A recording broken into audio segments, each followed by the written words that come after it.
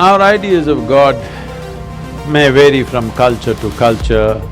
Different people around the world have different ideas about it, different beliefs about it.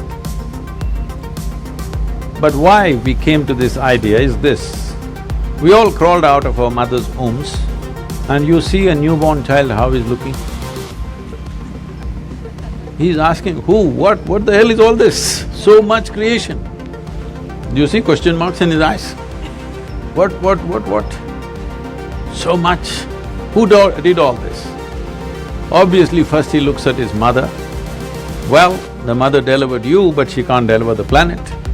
Then you look at your father, well, obviously he can't do all this. Then you looked at every other adult around you, nobody seems to be capable of doing all this. Then being human beings, we say, there is a big human being sitting up there. He does all this. I'm sorry ladies, he's a man.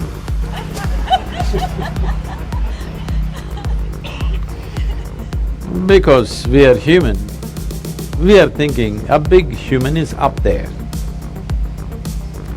But it's a fact that we did not create this, isn't it? Neither this nor this. We did not create this, we meddled with it. We meddled with it, we muddled with it, but we did not create it, for sure. So we need an explanation. This is a choice you have. Do you need an explanation or are you willing to explore? If you explore, you will come to one kind of situation within yourself. If you come to agreement with some explanation that somebody gives you, the only choice is either to believe it or disbelieve it. If you believe it, you will become confident. It'll not bring any clarity, it'll bring you confidence. If you disbelieve it, you will be confused. If you're joyfully confused, it's very wonderful.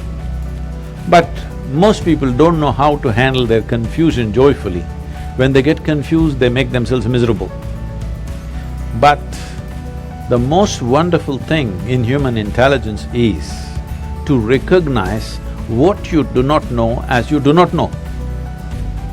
Everything that you do not know, you believe. This is a serious problem. We have done terrible things to each other simply because I believe this, you believe that. Continuing to do it even now, isn't it, across the world? Because I believe one thing and you believe something else. Now if I let you live, my belief will suffer. The best thing is you're dead. Yes because you believe something else is the truth and I believe something else is the truth, now both of us can't live in one place. We can pretend for some time. When it comes to real issues, we can't be in one place. Why is it's so difficult? If you really have a working intelligence, you must be able to see what I do not know as I do not know, isn't it? Is it not very human and very wonderful to see what I do not know, what's the big deal about it? If you see I do not know is an immense possibility. Only when you see I do not know, the possibility of knowing becomes a reality. If you see I do not know, the longing to know, the seeking to know and the possibility of knowing becomes a living reality. Everything that you do not know, you believe. You have to be only among your kind. If you are with another kind of people, either they should not exist or you should not exist, that's all it'll lead to. So this is something that we have to come to, because human intelligence is at its best when it does not know. If I just think I know, I will become stupid because I have my conclusions about everything. If I see I do not know, intelligence is full on, isn't it? You want to keep your intelligence in a working mode or a off mode? You saving it for another place? No, I want to know because it looks like that. A lot of people are saving it for elsewhere. No, you need it here. If you need it here, please look at this and see. When you see I do not know, you become very conscious, very aware, very alert, is it true? When you think I know, you do the dumbest and idiotic things, Very gross things, yes or no? If you really see I do not know, you have fight with nobody. You have no fight with anybody, isn't it? I know is always a fight. So in the yogic culture, there is a phenomena. I'm calling this a phenomena because today, this evening, you may not understand what I'm saying, but if you invest some time and energy, you will understand.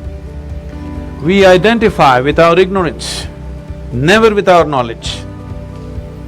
Because it doesn't matter how much you know, if you read the libraries on the planet, still what you know is a minuscule in this existence, isn't it? Hello? But your ignorance is boundless, yes or no? So, if you're identified with your ignorance, you will be borderless, boundless human being. If you're identified with your knowledge, you will become a constipated human being. Constipated means it happens little by little. This is how life is happening right now. Little by little it is happening. It is not happening in a beautiful way. It is little by little. We have to strive to find one moment of joy somewhere. We have to do so many things to experience one moment of ecstasy. If you want to just live here, drenched with nameless ecstasies going on in every cell in your body, every moment of your life, then you must identify with your ignorance. You must come to terms with your ignorance.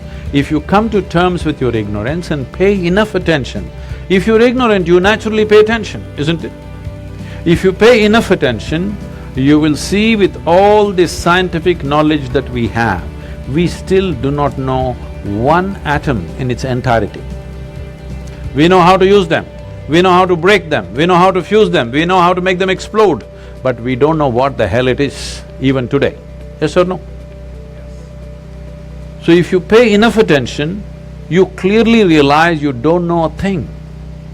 Well, he asked that question, this is all I did. When I was just 4.5 years of age, I suddenly realized I don't know a thing.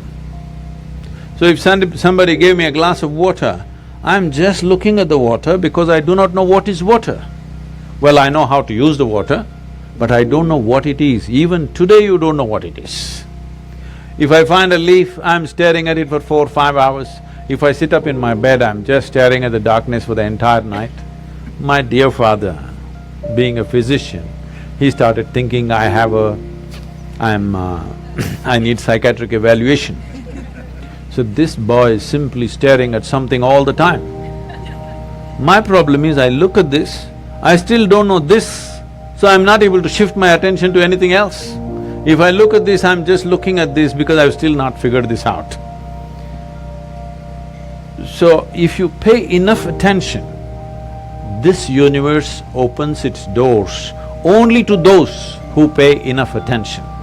Whichever door has been opened for you in your life has opened because you paid attention to that dimension of life, yes or no? That's the only way it works. Now, if your attention is such, it is not seeking anything, but it's simply attentive. It pays attention to everything. It does not decide an elephant is more important than an ant. It just pays attention to everything because this is the nature of creation. If you look at an ant, have you paid enough attention to an ant ever? I spent a lot of time with them. Believe me, it's one of the finest machines on the planet. Yes or no? If you had a car like this, you could do all the California deserts effortlessly. It's such a fine machine, it's not a simple thing.